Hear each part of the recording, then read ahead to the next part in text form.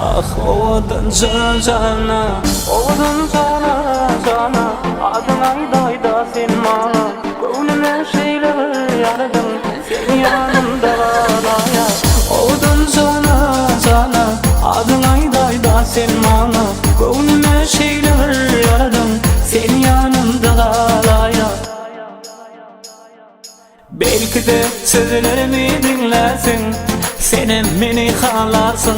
Bu gece sen benim bilen şehre seyredersin. Belki de sözlerimi dinlersin, sen beni xalarsın. Bu gece sen benim bilen şehre seyredersin. Bağla diyecek sana, razı ol sen bana. Sen yanımda kalaya, bağla bağla.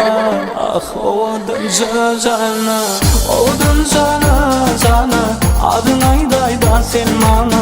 Gönlüme şeyler yaradın, sen yanımda kalaya. Ovadan cana adın aydayda sen bana. Gönlüme şeyler yaradın, sen yanımda kalaya.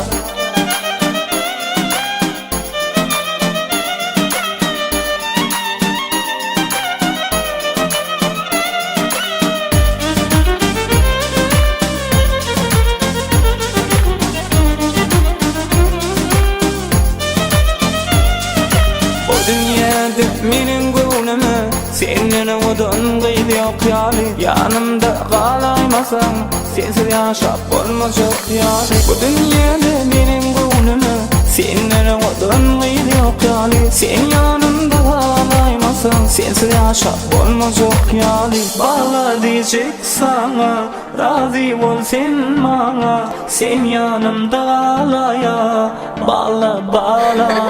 Ah ovadan cana, ovadan cana adın aydayda sen bana.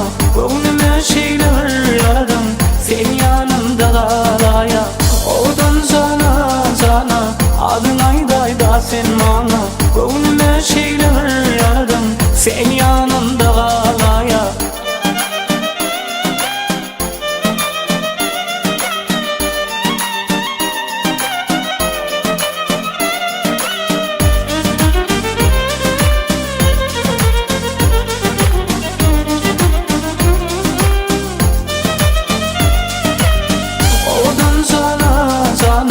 Adın aydayda sen bana.